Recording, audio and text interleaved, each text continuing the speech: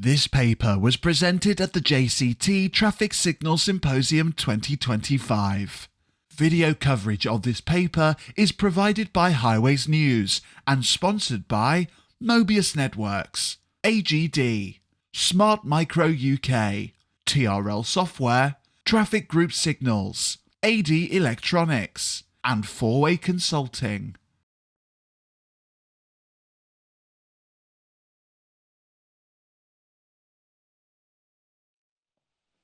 51% of pedestrian casualties are at junctions, according to Stats 19 data, and 67% of cycle casualties. So, like we say, we care a lot about this in this industry, and I'm going to briefly canter through a bunch of information and about how at Active Travel England we're dealing with junctions. I put some helpful links and some background information in the papers pack to save having to talk through all of that in the talk now, so hopefully get into a bit more interesting and show you some sketches and talk through a bit more of the detail. So, my name is Zac Mabbs. I'm Inspector with Active Travel England. As I said, the Tyne-Aware Metro, me. So much of my living room's painted in the livery of the old Tyne-Aware PTE. Gorgeous. So we're going to talk through some updates we made to the junction assessment tool. We're going to talk about policy conflicts, which are where there are features that conflict with government guidance and policy, and then some critical issues, which are where we think it has a link with increased risk and safety, and then possibly could decrease use of a scheme and uptake. If it doesn't feel safe, people might not use it. So we've released two different suites of tools. There's design assistance tools, which are useful for optioneering your schemes. And then we've got two assessment tools, which we use as part of our assurance process. So we'll often go through those tools and we'll be discussing with yourself. And as hopefully it's going to become clear through talking through and showing you some stuff now, our kind of unofficial tagline in the inspectorate is positive and pragmatic. And yeah, the junction assessment tool is in one of the appendix of LTM 120. It's been around in a few guises for a little while before that as well, but it didn't include pedestrian crossings. So we've amended it to give us a framework to be able to consider pedestrian crossings at junctions. So the rough framework follows the same as for cycle crossings within the junction assessment tool. So black is a critical issue, potentially. Red is where the uses hasn't been considered. So for example, there might be dropped curb, but no tactile paving. There isn't a signalized crossing as signalized junctions, so users are having to make all those assessments at the end, and can be quite hard at a junction to be able to guess when you can't see the signals when the traffic's going to start moving. And amber is when it might not fully meet the needs of users. So we've already got some presentations today about staggered crossings, and we'll hear some later, but that's those kind of facilities where there's staggered crossings and it's likely going to be narrower and present a lower level of service because of the use of it. And then green, you're good to go. So just some rough level stats from the last financial year of interest, and they are rough high level stats, I would like to emphasize. But of the schemes that we've seen, around 50% have at least one JAT, 80% of them have 3 or less, and one had 9 or 11, I think. But obviously you can think about how that's going to be parceled up in schemes. I've presented a table of average scores from the last financial year from those schemes that we've seen. And I'll pull out a few threads. So for one, walking wheeling is starting from a higher point than cycling. If you think about networks of what's out there, the walking network is perhaps more mature in that there's a lot of footways and stuff out there generally. But there's a bigger uplift in the cycling score. So cycling starts from a lower point, but it's going up higher, but it's still not reaching as high a score overall as for walking wheeling. So again, some high-level stats. We've looked at schemes that total about 2.9 billion. That's a lot. And the correlate and asterisk up there is because some of that's major road network schemes, where not necessarily all of the whole scheme is active travel per se. And in that time, we've, across that year, through the assessments of our tools and those tools that we're talking about, that's been a 21.5% average increase in the quality as we're assessing them. And we've seen 2,500-ish critical issues, and around about 1,000 policy conflicts. That's just ones that have been identified. That's not saying they've not been addressed by schemes or not, but I just thought it was interesting to show. So here's a graph showing the amount of policy conflicts we've logged. You can see that there's quite a lot of shared use. Like most of the ones that we're logging are instead of shared use. And shared use generally is going to be a worse facility for most users. But we can also see that the amount of existing policy conflicts being removed, we're seeing quite a few barriers being removed, which is positive for accessibility and legitimate users being able to use paths and the built environment. And it's what radicalized me and got me into this area and this job, was trying to get around with my friend who uses a wheelchair. And some of the time we just can't get out and do normal day-to-day stuff. And it's saddening in a lot of ways. And then here's a similar table showing the amount of critical issues that we've logged in that financial year, showing the existing ones. The existing ones have been removed by the scheme as we in the system, and then additional ones that have been introduced by design. So you can see that the critical issue associated with conflicts between cyclists and pedestrians at roundabouts and signalized junctions is the one that we've assessed the most. It's also one that's being addressed the most as well by schemes that we're seeing coming. But what I'm pointing out here is that we haven't seen very many trams, and I'm sure we can all think of a few reasons why in the last year we haven't seen many schemes with trams. Maybe it'll change, who knows? Or maybe just the schemes don't introduce the conflicts that could create risks. So like crossing angles off the track, things like that, slippery things. And another interesting thing to slightly point out here, the ped crossing speed. So that's when the signal crossing doesn't allow you as a pedestrian enough time to fully complete your movement.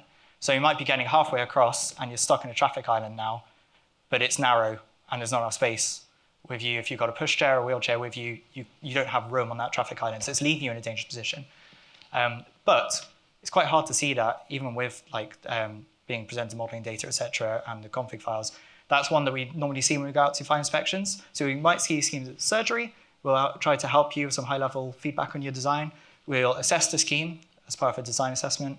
And again, positive and proactive, we're trying to get you to help you and present solutions to design out policy and critical issues. But then we'll do final inspections when things have actually been built. And I've had a great fun walking around the country, kicking curbs and pressing buttons. Can recommend. But ped crossing speed is one that we usually would only pick up in final inspections. So just to pull out those two, I've just talked about them in general terms, but you can see that as proportional, a lot of the critical issues relating to the conflicts around about signalized junctions are being treated, that are existing in the road network. And for both of these, there aren't very many being introduced by designs that we're seeing. We also see that quite a lot of guard railing is being reduced, but to a lesser proportion. So a guard railing is being retained. And we know that has some risk in increasing vehicle speeds, channeling pedestrians, and increases the severity of any collision that does happen for cyclists. And it's got a rather unpleasant name.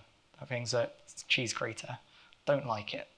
So again, high level, going to talk through some observed trends. Over the time that we've been in operation, we've seen that scheme quality has generally been improving. And as LT120 is getting embedded and other points being taken more seriously, I think. Over a scheme lifetime, the quality sometimes reduces though. So like when we see a scheme multiple times, we've seen that sometimes the quality is reduced. And we can all probably in the room know why this is. Inflation has been massive. Also, every iteration, you enter into value engineering, and that can reduce the quality of the scheme. And I have a very specific example for this last one. Scheme, great scheme, pretty high quality. The scheme as we initially saw it had a crossing over roundabout at the end to connect into shared use at the other end, but it made a connection. We went out to go and look at the scheme, and the crossing had been put in at the far end of the scheme, and the officers on site were saying, we've been getting feedback from councillors that they don't support the scheme because no one's using it. And it was that kind of prompt of, well, it doesn't connect onwards. This was a key part of the scheme that enabled those movements to be made.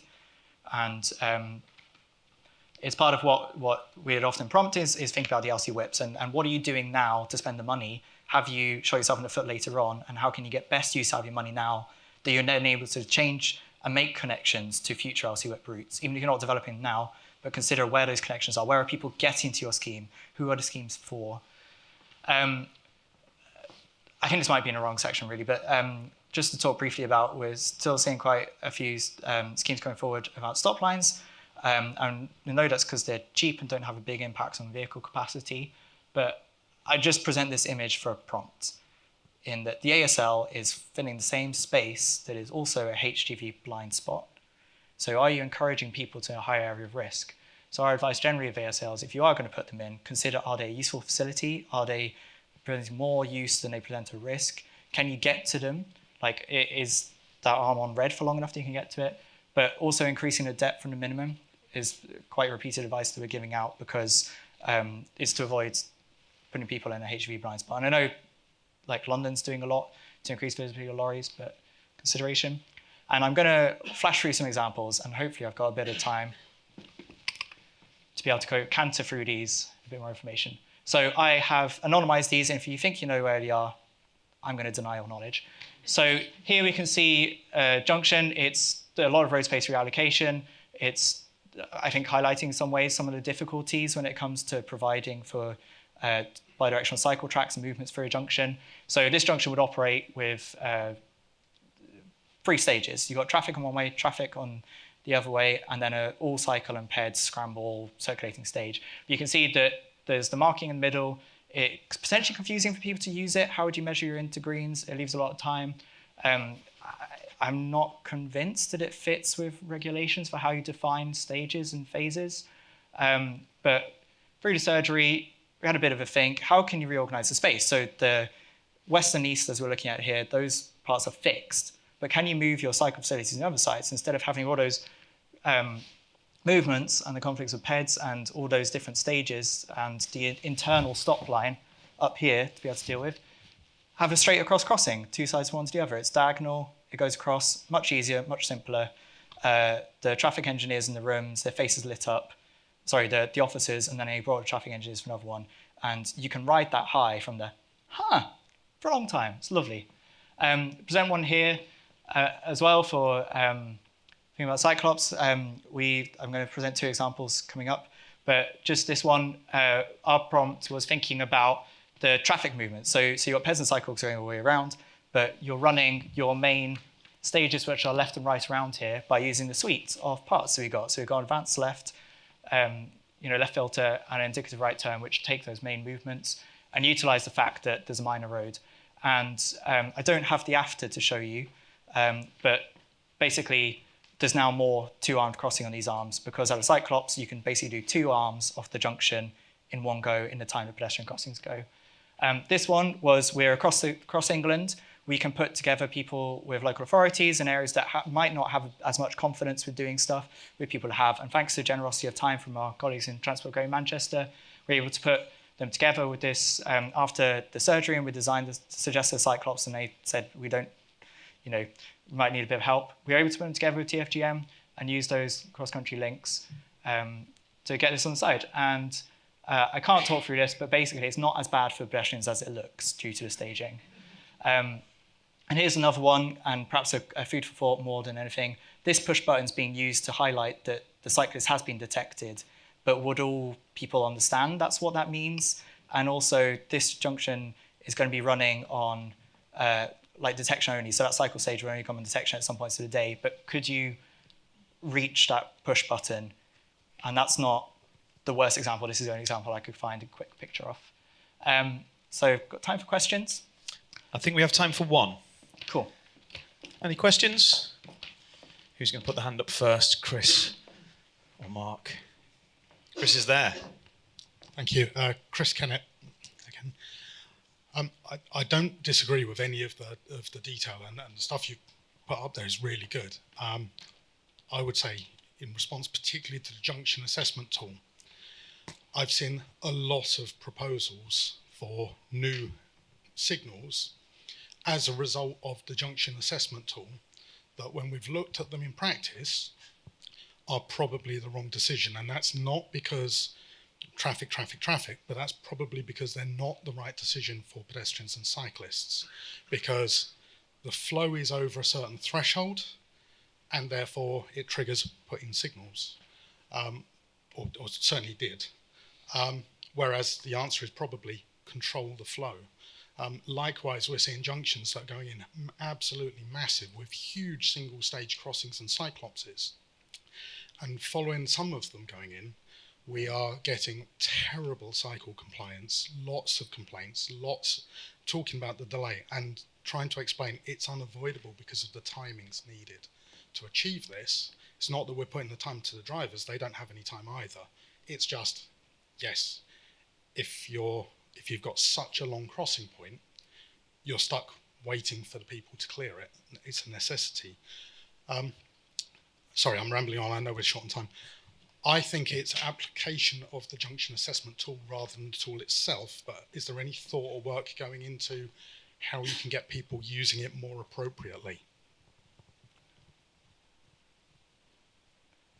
There's some things that I can answer at a very high level. One is that we're committed to, these tools aren't fixed. We are committed to ongoing development and training these tools. Like if you have thoughts and use cases, please do send them into the email address. It's helpful for us as well to hear feedback from the industry and practitioners widely. If I can just respond to that.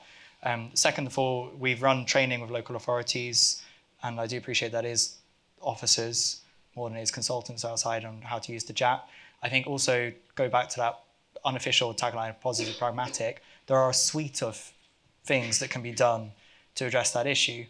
And you're right that it might not always be the context, but can you think about your network as a whole? So sometimes we have given advice that actually this big junction perhaps isn't what you want to do at this point. Can you provide that connectivity by a link from quiet residential road into quiet residential road over, so it's a crossing and it's not the junction to get those cycle movements in? Things like that. There are a range of things that you can do in most situations. I realise I'm not addressing all the content of your point, sorry. No, this feels like a conversation later here this evening for the gala dinner. Yep. It feels like something you can carry on at the Swarco-sponsored welcome drinks at the gala dinner. Can everyone please give Zac a big round of applause? That was great. Thank you so much.